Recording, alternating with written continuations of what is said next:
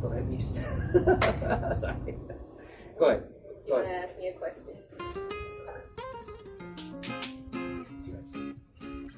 Hey guys, how's it going? John here with the Mobile Human Experience, and we are doing another episode of Active Reason. This is for the special event, Women Who Move.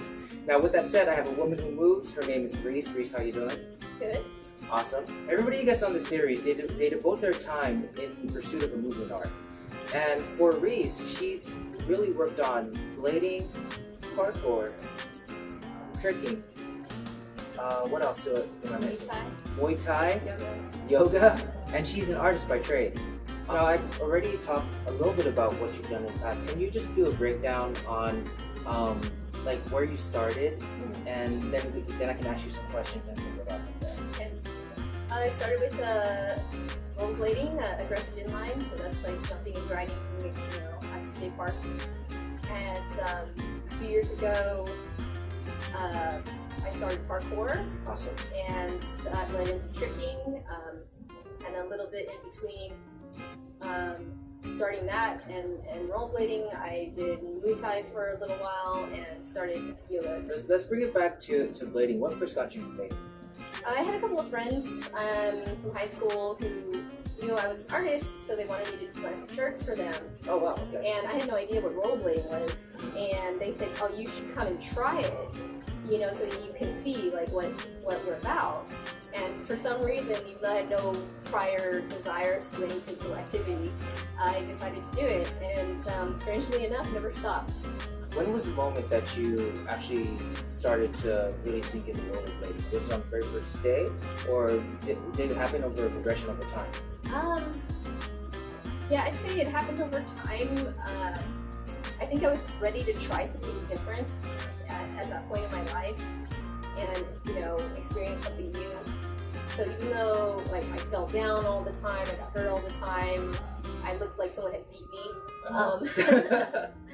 I stuck with it and just somehow only liked it more and more. Okay. Is there any type of feeling that you get while you're blading? Yeah, so a lot of it has to do with pushing yourself, striving to do better. It's physically very taxing. Yeah. So in a way, it's a great way to de-stress. And get your energies out. So the whole purpose of this series, Active Reason, it's an intellectual pursuit in trying to find the reasons why people do what they do. So during the course of this episode, I'm going to be asking Reese questions, kind of dig deep into, what makes her tick, and what makes her want to strive for levels of mastery in what she's working on. And hopefully that will see some positivity. And at the same time, it can help inspire others in order to pursue their own passions. We talked a bit about rollerblading. What did you jump into after that? Muay Thai. Muay Thai. Okay, so what brought you to Muay Thai? That's a little bit of a different style of training. Yeah, I saw the movie Hong Bak. Okay, yeah. Tony Jaa was a man. But in addition to that, I've always liked Muay Thai. It was so efficiently brutal. Okay. You like that intensity? Yeah, so that's what attracted me to it. Right. Do you find that you're an intense person? Yes. Yeah. The brutality of Muay Thai drew you in. Is it the intensity in the training? Is it the actual combat? Is it? Yeah, so I never actually did the combat aspect. It was more just training. For me, it was mostly exercise. I wasn't trying to beat people up. Just despite how intense that sounds, for my attraction to Muay Thai, I'm actually really not into hitting people. What were the first few sessions like when you were doing Muay Thai? They were gross. Okay. So explain gross. In a gym, it's nasty. Yeah. And there's just tons of dude sweat everywhere. Yeah. So gross. Yeah. So it was pretty freaking disgusting. But the training was what I was there for, right? Yeah. Also, it really helped me with my coordination. I am very uncoordinated. Can you give a comparison between, if there is any for you, between blading and Muay Thai? Yeah. Shins get hit a lot. in blading and Muay Thai. Oh yeah. Yeah. So you went from blading to Muay Thai, and then you found parkour there, or was it yoga first? Yoga. So yoga was a good counterpoint to Muay Thai because it's gentle, it's calming, relaxing, healing. So I really, really came to enjoy and appreciate having yoga practice in my life, and still to this day do. And from there, you went to parkour. Yeah. So what brought you to parkour? So parkour went viral on YouTube many years ago. So there's no way you could have not seen, some guys jumping off of buildings, backflipping off of buildings. Yeah. And I saw that and I was like, oh, that's cool. Like I didn't want to do it, but I was like, wow, that's really awesome. And then some years after that, Ninja Warrior started showing up on TV, the Japanese version. Yeah. And they ended up having some American parkour guys on there. And they were awesome. I was like, wow. So that got me more interested. So I tried to learn on my own through YouTube, and unfortunately, I just couldn't get it. So what were the first situations like when you tried to learn? Like, did you go to the park? Did you? I just tried to do some of the stuff, some simple things from the YouTube videos, but it really didn't make sense to me at all. Like I said, I'm uncoordinated. I'm not physically talented, so I just couldn't do it by watching a video, and I didn't know anyone who did do it. So I ended up not pursuing parkour for several years until I found out that we actually had a gym here in my hometown that had opened, and so I formally started parkour at that time by taking lessons at the gym. Where you went to tricking first, right? Yeah, so through parkour, obviously there's a lot of overlap with the tricking community. Yeah. So that's how I learned about tricking. I had no idea what it was, and that I tried it, and it was like all my Street Fighter dreams from childhood. So, who was your favorite Street Fighter character? Of course, Chun. Okay. Have you been able to do the cartwheel, the spinning bird kick thing yet? I mean, no. So what drew you to all these to pursue like different like art forms? I enjoy the challenge of it. Like I said, none of this comes easy to me. Yeah. It is such a challenge to even turn left or right for me.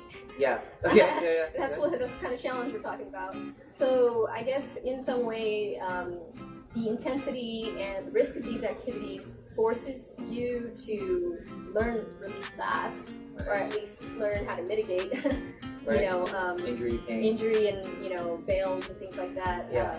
So I do enjoy the challenge of making myself better, because I absolutely have gotten better. Excellent. From doing all of these things, and not only physically but mentally, I think it makes you very, very strong. Just being women who move, right? As a woman in these different activities, what type of experiences do you have being a woman in these activities? Right. So starting with blading, definitely the only girl in the local community. It never bothered me though. And not that I had hung around with boys all my life. It certainly was not the case. I had two sisters. My friends were mostly girls. But I came to do the activity, and that was always my kind of path. Is like, I'm not here for another reason. I'm here to do this thing, and if it just so happens that the other people who are there to do the thing are guys, to me that wasn't a deterrent, nor did it really matter. Right. Came to shred. Yeah. We all have ups and downs when we're training. Do you have any thought process or any inner drive that pulls you out when you really feel like you don't want to do something in your given activity? So like say blading or Muay Thai or whatever. Yeah. So I guess we talked about like feeling scared to do a trick or something like that. Is that kind of what you're talking about? We can't go in that direction, and we can expand on it a little bit more. So like when you're afraid to do, when you're feeling scared to do a trick, like how do you pull yourself out? One of the great things about parkour that I love is the concept of progressions, and that means slowly starting small and low risk, and slowly working your way up to something bigger, more difficult, more risky. And knowing where you are at all times, like knowing what you're capable of. I think that is something that was missing from the rollerblading scene, where rollerblades are more like, just go faster, you know, just throw yourself at it and maybe you won't die. Parkour has quite the opposite philosophy of like, no, don't do that. Don't die? Yeah. Build your skill set. Yeah. So these days when I am scared to do a trick in rollerblading or parkour or any of the other ones, I always go back to progressions. It's like, okay, how can I understand this move? Like what are the prerequisites? What should I be working on to help facilitate achieving this move? And it's not just doing the move. It could be simple stretching exercises. It could be, you know, other alternative movements that would assist in understanding the actual one you want to go for. I really like that answer, actually. I really like that answer. And so I'm gonna jump into the more expansive question. And I'll be honest with you, like listening to you and knowing you for a while, right? I don't know if this would be a thing for you, but have you ever like felt like not that you didn't want to do any of the activities? Have you ever felt like today or for the outside of being tired, right? Like I just lost my drive for this. And then if you have felt that way, what have you done to kind of pull yourself out? People usually go through it, but I for some reason feel like you wouldn't. I could be wrong. So I haven't stopped blading in 20 years. Yeah. I never took any time off.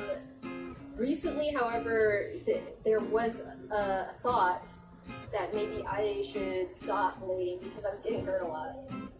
And just the kind of amount and intensity of the injuries that I was getting kind of made me actually consider it. But instead of quitting or taking time off, I decided to revisit my approach. And again, going back to how can I safely do this, going back to progression's concept of like, okay, what do I need to do outside of like the actual move that will help me, you know, reduce injury, reduce risk, all those kinds of things. Now, when did this occur? Like, did this happen before parkour, after? Like a few months ago. Oh wow, really? Yeah. So I was getting really hurt. Yeah. That's like when I met you, right? Yeah, maybe a little before. Really? Yeah. Oh crap, okay. Oh, that's crazy. That's the line opener. And I'm gonna ask you two things. The first thing I'm gonna ask you, you're a very deep thinking person. And you're, whether, I don't know if you feel it or not, but you're very focused in your alignments. And so, is there, like, if you could sum it up into one statement on why you do what you do, what would it be?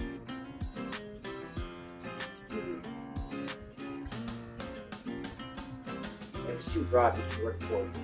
You can progress it. I'd say I do it for the challenge. I do it to improve myself physically and mentally, and also because it is so much fun. Right. So much fun. I can't believe how many people are missing out by not doing these things. Right. And then, so, second thing I'm going to ask is, if you were to meet somebody that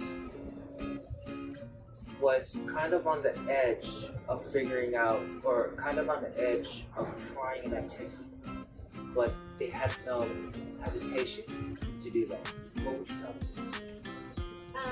Just go for it. Okay. What have you got to lose? Right? One life. If you want to do something, do it. Yeah.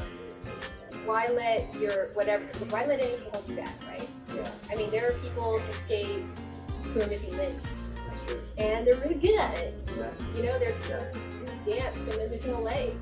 Yeah. You know, so if you're if you got all the parts, Yeah. Right. you know, why not? Why not try it? Why not at least give it one shot to see if you want to do it, if you enjoy it or not? Yeah. And so, I'd like to close out by asking you, is there anything that you would like to tell everybody, outside of what you just said, which was, pretty directed and strong? Is there anything else that you'd like to tell them that you close Yeah, so for women in particular, I'd like to say, like, why not? You know, what's holding you back? Nobody's physically barring you from any of these activities. Belong as much as anyone else who is there, and do not be intimidated by the fact that maybe there are mostly men or boys at the skate park or doing parkour. It really doesn't matter. You only hold yourself back. The only person holding you back is you. So just don't do it. You know, enjoy your life. Like, try it. Maybe you'll like it, you know, and if you do, then you can keep doing it. Nobody is going to stop you, literally no one except yourself. Very passionate and strong words. Thank you, Reese, once again for joining me today on the Mobile Human Experience series, Active Reason, Women Who Move. Definitely, blah, blah, blah. I'm losing my train of thought. Guys, thank you so much. Thank you. It's a pleasure.